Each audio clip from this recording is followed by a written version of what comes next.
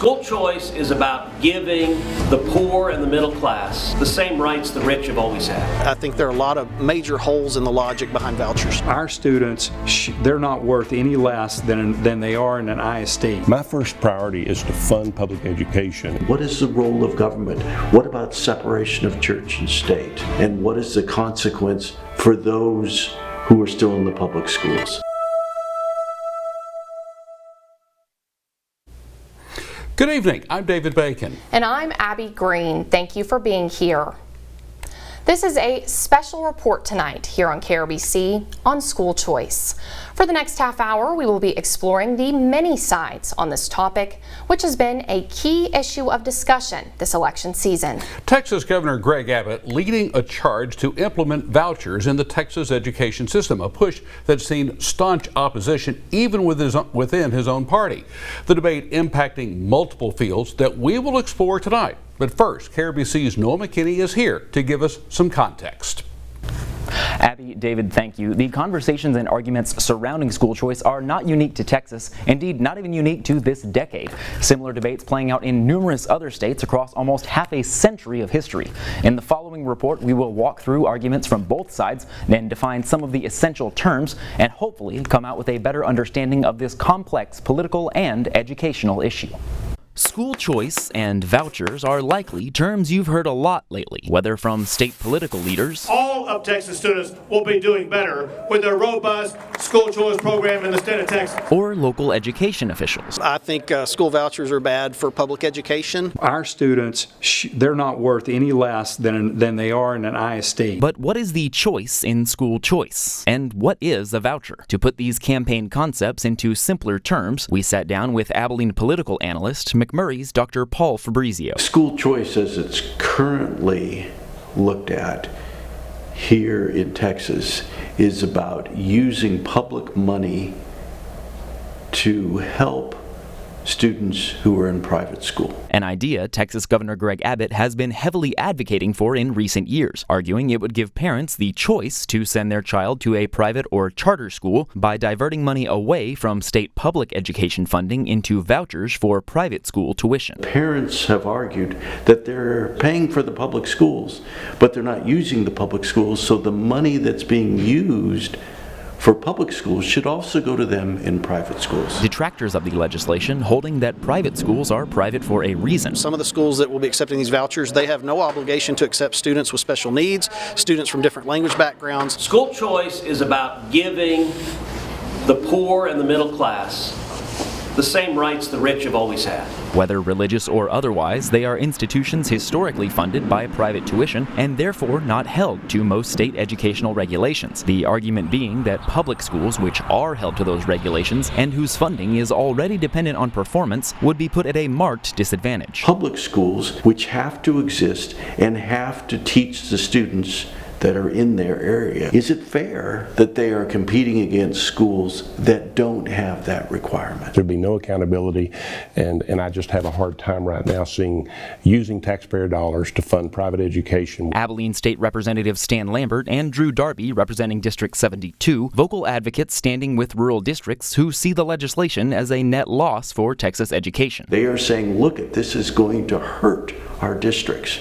And they're saying to the governor, you're wrong on this issue. There has been an ongoing search for a compromise on this issue that goes back to the 1940s and the 1950s, and they haven't found it yet. The question of what school choice is far easier to answer than those facing lawmakers in this continued debate. What is the role of government? What about separation of church and state? How do we keep funding this, and what is the consequence for those who are still in the public schools? These are questions that the legislature is going to argue about when it comes back into session next spring. So this is where Texas currently stands on the issue, at least a brief look at it. Dr. Fabrizio highlighting that here in Texas, while Democrats certainly have a position, this debate, unlike many others in the state, has largely taken place between Republicans at odds. The outcome of that debate dependent, he says, on who is occupying the Texas House and Senate after our state election in November, as to the legislature's ability to craft a plan that would have a chance of making it to Abbott's desk. In studio, Noah McKinney, KRBC, Abilene's local news. Thank you, Noah. School choice is a key issue being discussed amongst Texas lawmakers. There are many firm opinions being expressed on both sides of the topic. Legislators are battling over what is best for Texas students. Now, we sought out public educators to get their perspective on this issue. KRBC's Tobin Smith sat down with our local leaders in education to hear their voice on this matter. The opinion of school vouchers are well publicized with our state politicians, but what about our educational leaders? I can't think of any benefits whatsoever. I think the shortfall is that they're very likely to bankrupt the state. There's a good portion of kiddos that may be left out in the cold. Superintendent Joey Light of Wiley ISD and Abilene ISD Superintendent John Kuhn shared their perspectives on school vouchers, with Superintendent Light outlining the financial burdens a policy like school choice could potentially pose to public schools. You're really looking at a situation where you've got a lot of people battling for that same dollar, and you know, we haven't seen any increase in funding for public schools in the last 5 years, and we have really struggled to maintain operating at the same level with, in reality, less dollars. But how is it affecting rural schools in our area? Eula ISD Superintendent Tim Kelly expressed what their concerns are regarding the vouchers. I think financially that's the side that most rural superintendents and rural boards are looking at, is taking the money that they're going to take for vouchers over there, which could be coming in to our school. They're taking it away. I think that's the main thing. But it's not just about the finances. Superintendent Kuhn of AISD explains that the responsibilities and standards of private schools don't apply like they do with public schools, and how just because a student is approved for a voucher doesn't guarantee them a spot in a private school. We educate students with special needs. We educate students with behavioral problems. We educate students from low-income backgrounds, different language backgrounds. We educate a wide variety of students, and that's by design. The state set up the public education system to serve the needs of the state of Texas. Private schools don't have any of those obligations. Private schools can set up a filter at the door of their schoolhouse and only let in the kids that they think will perform at a high level, whether academically or athletically. We're here to serve all the students. It's a sentiment that Superintendent Kelly reflects and explains how lack of state-regulated accountability with private schools can go to hurting a student's education. We take all kids wherever they are. We got to educate them where they are. There's not any accountability. If you have a student that chooses to take and go somewhere else, and a year or two they come back, are they working at the grade level that the state's going to mandate you and test you on and be accountable for? No, they're not going to be that way. Despite the differing circumstances in both size and location, they seem to agree on the effects school vouchers could have on the districts. For BigCountryHomepage.com, I'm Tobin Smith. Thank you, Tobin. School choice is gaining support among more Texas lawmakers. It's likely to be a major focal point in the next legislative session in Austin beginning in January. But whatever decisions are made about school vouchers, local superintendents say they will continue to strive to provide the best education they can through their schools. Meanwhile, look out for the full conversation with our local superintendents Sunday afternoon on our website, BigCountryHomepage.com. And many families want the best for their children. Of course, this means sending their kids to a school they believe is the best option for them. But for some families, the best option isn't the traditional path. Thus, maybe sending their kids to a charter school or keeping them at home. KRBC's Ashley Ibarra telling us how school vouchers can impact charter and homeschool families here in the Big Country, hearing firsthand from a charter school director and a homeschool parent. For Chris Martin and his wife, this is what school looks like for their 6 children and Rowena, choosing to homeschool because work definitely moved our location. Things were just changing in the culture in public schools with a big lump in our throat that we had to swallow, that we were about to make a decision that was going to change the future of our children and our family forever. And that income that we were dependent upon in our budget that also was going to change. And then 5 plus 5. Martin's wife Melissa, previously working as a dental hygienist, now a homeschool teacher. We are the doctor of their education. We are the ones that understand them the best and have the best care and concern for if they grasp it or not. Sir, from a longer essay response to the following question. Back in the traditional classroom, Texas Leadership Charter Academy CEO and founder Walt Landers says for years, charter schools were always the choice for families who opted out of public school. We're privately run, but we have to meet many of the same things that a public school has to meet. While charter schools have to meet the same academic requirements as a public school, they do not receive the same funding. The governor, with his plan, said $10,500 for a voucher.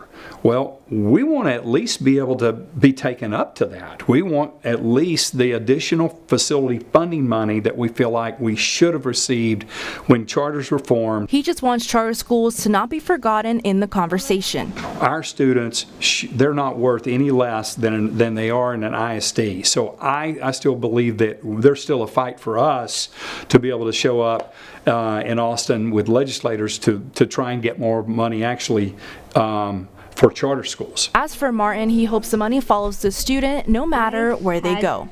In the big country, Ashley Ibarra, KRBC, Abilene's local news. Thank you, Ashley. Landers says what will set TLCA apart from other schools is their extracurriculars. Well, Martin says for homeschooling, what sets it apart is their unique curriculum designed specifically for each child. And there's still much more ahead on our Exploring School Choice in Texas. And coming up next, what voters across the Lone Star State say about school choice. Welcome back to Exploring School Choice in Texas, presented by Texas Leadership Public Schools and the Life Church. Welcome back. Well, there's broad support in Texas for what may become the most dominant issue of next year's legislative session. A new survey shows 2/3 of voters back some version of a private school subsidy plan. Austin correspondent Will Dupree dove into these numbers and found some contradictory information.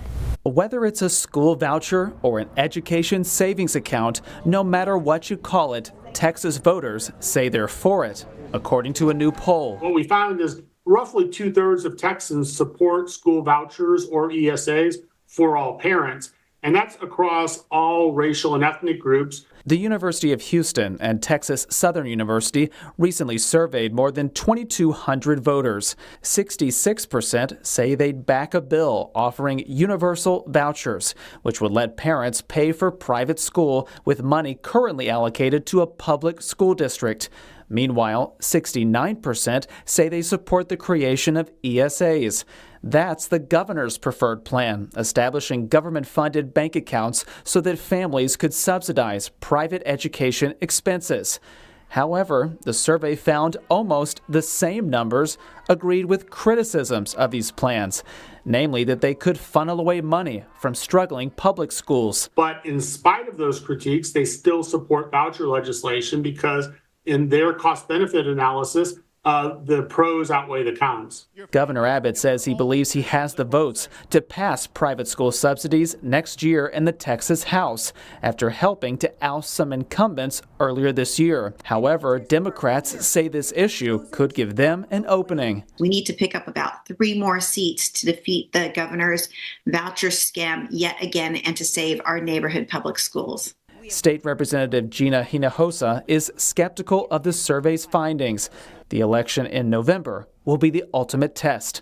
In Austin, I'm Will Dupree. Coming up next on Exploring School Choice in Texas, we'll take a look at the landscape of school choice across the country and some key facts and figures. Welcome back to Exploring School Choice in Texas, presented by Texas Leadership Public Schools and the Life Church.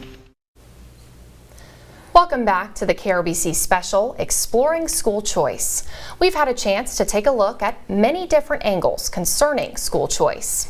Let's turn our attention to what states in this nation are currently without school choice policies. Currently, there are 17 states without school choice legislation. The majority are made up of Democratic blue states, while Kentucky and Alaska have divided government without school choice policies, followed by 3 Republican states, Texas, North Dakota, and Idaho.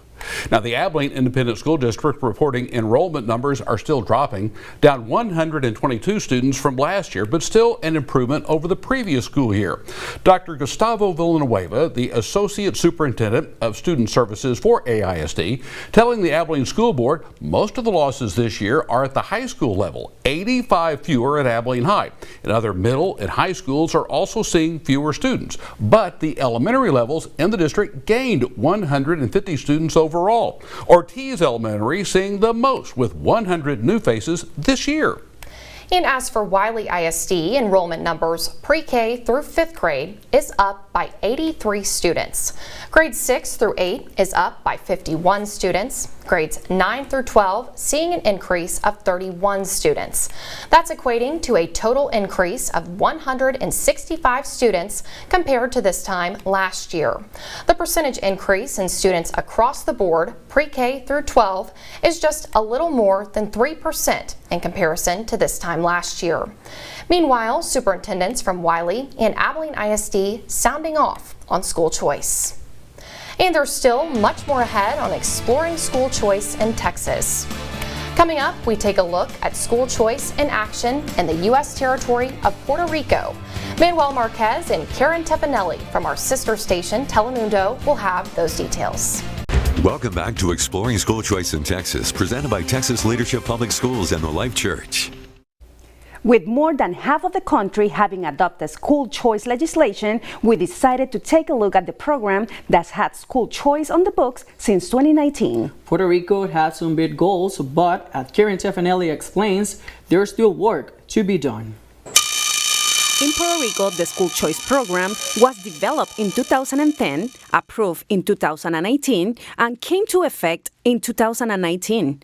Since its implementation, it has sparked ongoing debates between public and private education administrators. Initially, the program aimed to cover 7,000 students, or 3% of the total student population, with each voucher valued at $2,474. However, only 407 students participated at the start. After 6 years, the reality set in of 800 participating students with the same voucher value, eligible students, and budget, with the only increase of 400 participating students, totaling 800 students. The data show a considerable gap between the initial expectation and the reality of the school choice program. To understand this discrepancy, we spoke with the leaders from affected areas, starting with Miguel Rivera from the Puerto Rican Teachers Federation. Why are the funds not allocated to our schools and instead given to private institutions? The political climate in this country over the past decades has favored private businesses over strengthening our public education system. It has not been successful due to budgetary issues. Meanwhile, Emma Sulzona from the Puerto Rican Association of Private Schools support the school choice program, but pointed out how it could negatively affect them. It can affect private schools because parents might choose charter schools, which are free.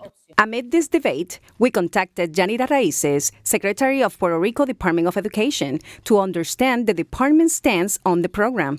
She began by explaining how the school choice program works on the island and its requirements. The number of applications we are talking about is 2,200 out of a population of 230,000 students. These go into a lottery, and from that lottery, around 800 applications can be selected to cover the cost of tuition.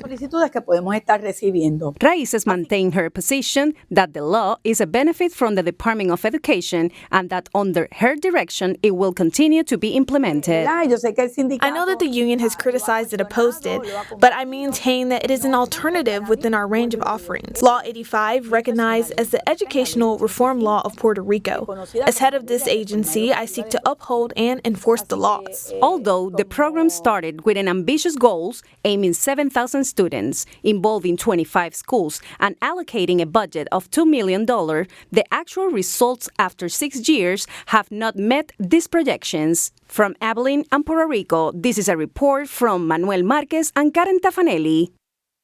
Welcome back to Exploring School Choice in Texas, presented by Texas Leadership Public Schools and the Life Church. Well, as we wrap part one of our program, we get you ready for the forum with state and local leaders as they discuss one of the biggest issues facing the Texas Legislature in 2025. What is your stance on school choice and why do you feel that way? The reason I'm against it is you're looking at literally taking away choices. We need to be looking at the data and let the data help us decide what actually drives positive student outcomes. It's about where those tax dollars are going and what they're being spent on. For that school choice in the charter school world, it's already existing. We're talking about creating a whole new bureaucracy that's going to be funded with dollars that will siphon away from public schools. Join us in just a few moments on our website, bigcountryhomepage.com, for the forum. We thank you for joining us tonight. Good night. God bless.